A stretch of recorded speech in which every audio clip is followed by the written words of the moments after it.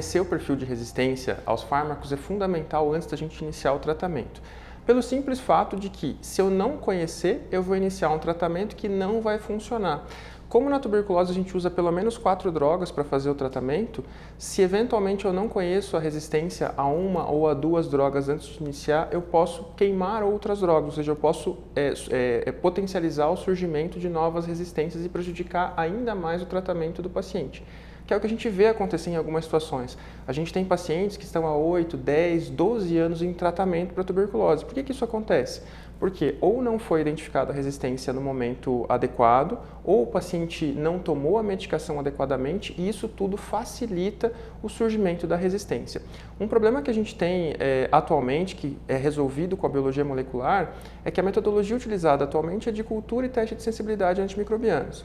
E a bactéria é um ser vivo, e como qualquer ser vivo, ela tem o tempo dela para se multiplicar. Então, para eu ter um resultado de teste de sensibilidade hoje, eu levo de 90 a 120 dias aproximadamente.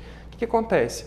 Eu demoro muito para saber o perfil de resistência. Eu vou saber o paciente ou já está mais grave, ou ele já está lá para o final do tratamento e eu não consigo corrigir, ou para eu corrigir esse tratamento, eu vou ter que levar mais 6, 8, 10, 18 meses eventualmente para tratar esse paciente. Qual é o perfil de resistência mais comum? Muita gente acha que é resistência secundária. O que é isso? É o paciente que começou a tratar, a resistência adquirida também a gente fala, o paciente que começou a tratar e aí, por conta do tratamento inadequado, por não conhecer o perfil de resistência inicial ou pelas tomadas de medicação inadequada eventualmente do paciente, ele desenvolve outro perfil de resistência.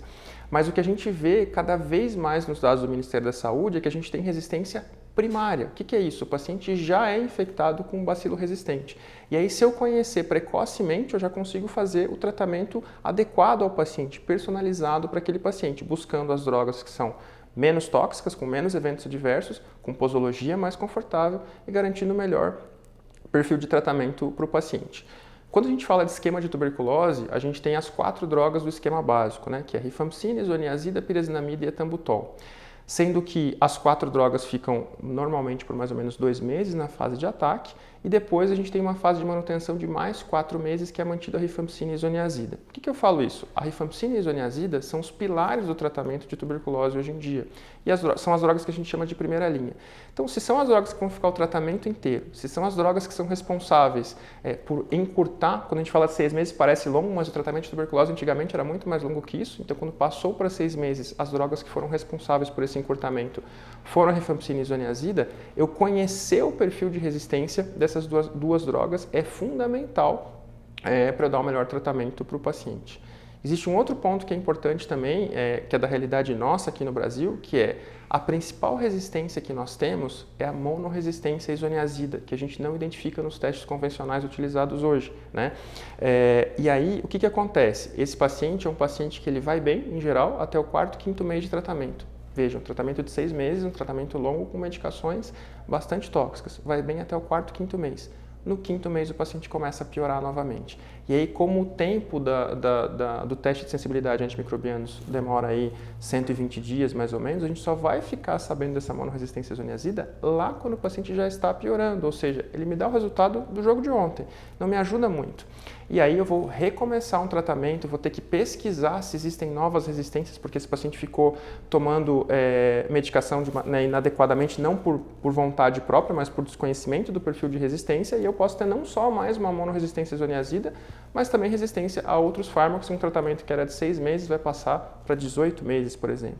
Mas existem as drogas de segunda linha. Será que é importante eu também conhecer resistência a essas drogas? Sim. Primeiro porque se eu tenho resistência às drogas de primeira linha, eu vou precisar optar por drogas de segunda linha para fazer o tratamento. Quando a gente fala de segunda linha, não é que elas são piores, é que às vezes a posologia não é tão adequada, são drogas que são injetáveis, por isso que a gente chama de segunda linha. E aí, se eu não consigo usar de primeira linha, eu tenho que conhecer de segunda. Por quê? Porque senão eu vou dar outro tiro no escuro, eu não vou saber o que está acontecendo, vou inferir que talvez aquele medicamento funcione, coloco o paciente num tratamento de 18 meses com medicações injetáveis sem saber se vai funcionar. Então é fundamental para que eu tenha opções terapêuticas. Mas e se não tiver resistência? Se não tiver resistência, também é importante conhecer pelo seguinte: como são medicamentos tóxicos, principalmente hepatotóxicos e nefrotóxicos, se o paciente faz alguma reação adversa ao longo do tratamento, eu preciso substituir algum medicamento, pelo menos um medicamento a gente tenta encontrar para fazer a substituição. E aí, para eu fazer a substituição, eu vou usar ou uma quinolona ou um injetável de segunda linha. E aí eu preciso saber se tem sensibilidade ou não, senão de repente a gente usa muita quinolona na prática clínica, né? E aí isso facilita com que outras bactérias acabem sendo intrinsecamente, não intrinsecamente, né? Que outras bactérias acabem infectando indivíduos já sendo resistente a quinolonas. Então, se eu conhecer o perfil de resistência para quinolonas e para injetáveis de segunda linha, eu já consigo saber se vai funcionar ou não, senão o paciente faz reação adversa.